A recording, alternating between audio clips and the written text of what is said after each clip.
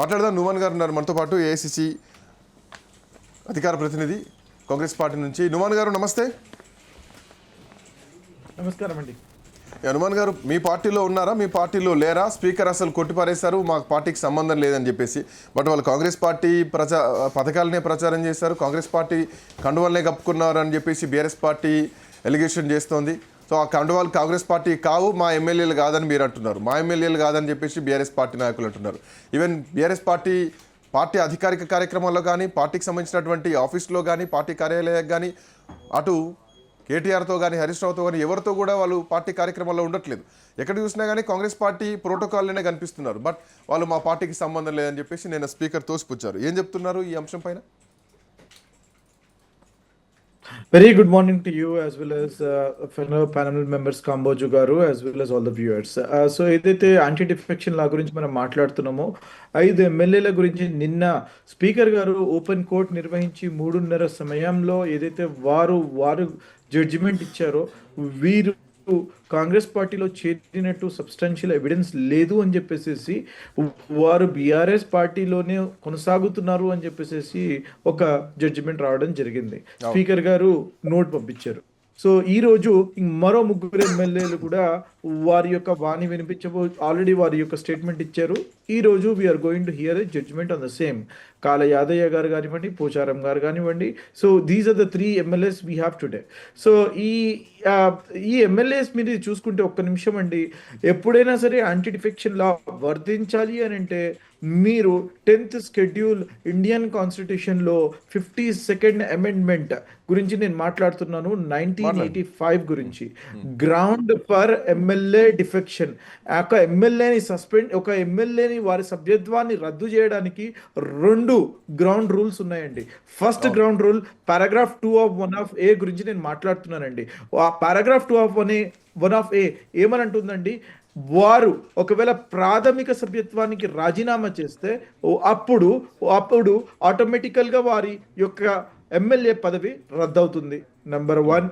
Number 2, paragraph 2 of 1 of B ఏమని చెప్తుందండి, ఒకవేళ వారు విప్పు జారీ చేసినప్పుడు దానికి అనుగుణంగా కాకుండా దానికి వ్యతిరేకంగా ఓటు వేస్తే వారు ఆ టైంలో రద్దు అవ్వబడతారు. ఈ 2 ఒక్క ఇన్స్టెన్సెస్ తప్పితే మరొక ఇన్స్టెన్స్ మొత్తం రాజ్యాంగంలో నేను మాట్లాడుతున్నా, అమెండ్మెంట్ యాక్ట్ గురించి నేను మాట్లాడుతున్నాను, ఎక్కడా కూడా లేదు. వారిని కన్సిడర్ చేయడానికి వీరు పార్టీ మారినారని చెప్పడానికి. మనం ఇక్కడ చూసుకున్నట్లయితే వారి యొక్క ప్రైమరీ సభ్యత్వాన్ని వాళ్ళు ఎక్కడ రద్దు చేసుకోలేదు, ప్రాథమిక సభ్యత్వాన్ని. రెండో విషయం, ఎక్కడ విప్పు జారీ చేయలేదు. మరి ఎందుకంటే బీఆర్ఎస్ పార్టీ సుప్రీంకోర్టుకి వెళ్ళి తలుపు తట్టి టైం వేస్ట్ చేసే ఒక ప్రక్రియ చేస్తున్నది. నేను ఒకటే విషయం వాళ్ళు ప్రాథమిక సభ్యత్వం ఎమ్మెల్యేలు రద్దు చేయలేదు, బీఆర్ఎస్ పార్టీ నుంచి విప్పు జారీ చేయలేదు. సో జారీ చేయలేదు, పార్టీ కూడా సస్పెండ్ చేయలేదు. సో అది జరిగితే ఖచ్చితంగా వాళ్ళు ఫ్రీ వర్డ్స్ అయిపోతారు. వీళ్ళు అట్లా కాకుండా వీళ్ళు పార్టీ మారారు, కండువా కప్పుకున్నారు, ఈ పార్టీ నుంచి ఆ పార్టీలోకి వెళ్ళారు, పార్టీ కనీసం చెప్పకుండా సభ్యత్వానికి రాజీనామా చేయకుండా వాళ్ళు వెళ్ళారు అన్నదే కదా ప్రధానమైనటువంటి ఎలిగేషన్. కనీసం పోయినామని వాళ్ళు చెప్పుకోలేకపోతున్నారు, ఈ పార్టీలో ఉన్నామని చెప్పేసి వీళ్ళు చెప్పుకోలేనటువంటి పరిస్థితుల్లో ఉన్నారు. మీరు మాట్లాడేది బాగుంది, 10వ షెడ్యూల్ రాజ్యాంగంలో 10వ షెడ్యూల్ చేర్చిందే అది. అందుకు యాంటీ డిఫెక్షన్ లా, పార్టీ ఫిరాయింపుల చట్టాన్ని 1985లో తీసుకురావడం, ఆ తర్వాత ఫిబ్రవరిలో దాని తర్వాత సంవత్సరం దాని రాష్ట్రపతి ఆమోద ముద్ర వేయడం, అన్ని పేపర్ వర్క్ కరెక్ట్గానే ఉన్నాయి, కానీ ప్రాక్టికల్గా దాన్ని పాటించే నాదుడు లేకుండా పోయిండు. ఆనాడు బీఆర్ఎస్ పార్టీ నుంచి కాంగ్రెస్ పార్టీలోకి జగ్గారెడ్డిని తీసుకున్నప్పుడు ఈ రూల్స్ అండ్ రెగ్యులేషన్స్ ఫాలో కాలేదు.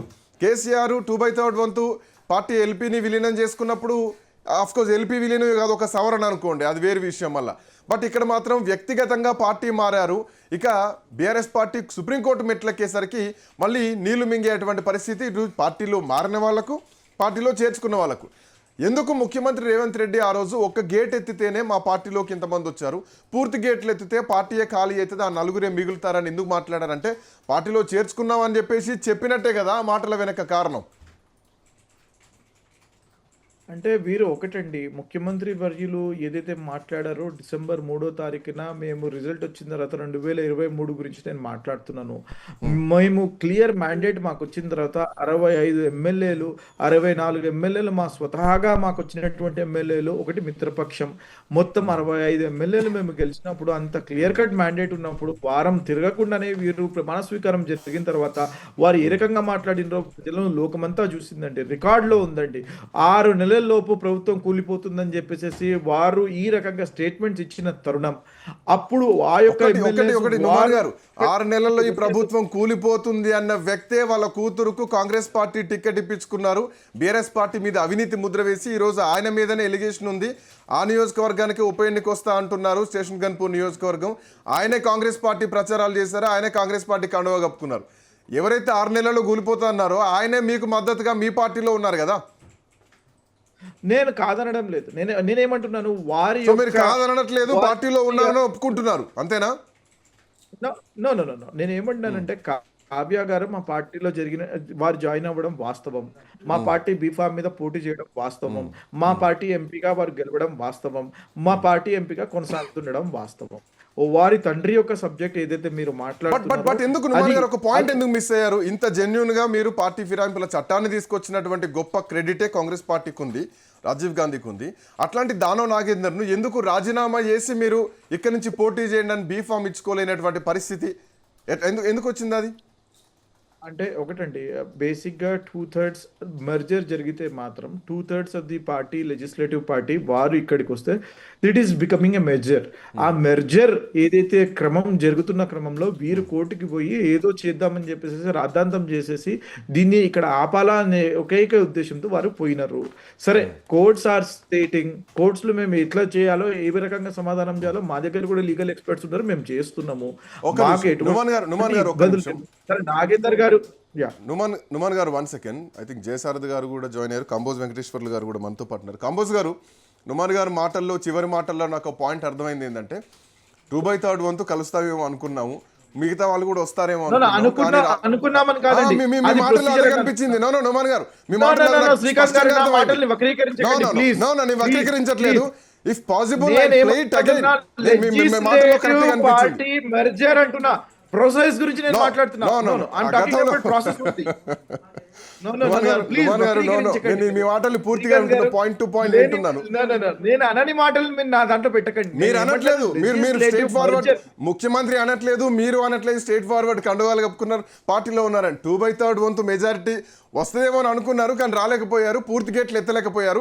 ఈ లోపల కోర్టు మెట్లు ఎక్కారు, బీఆర్ఎస్ పార్టీ గందరగోళం చేసిందన్నారు. సో బీఆర్ఎస్ పార్టీ గందరగోళం లేకపోతే, లీగల్గా ముందుకెళ్ళకపోతే మిగతాది కూడా కలుపుకునేటువంటి పరిస్థితి అని చెప్పేసి మీ మాటలు నాకు అర్థమైంది.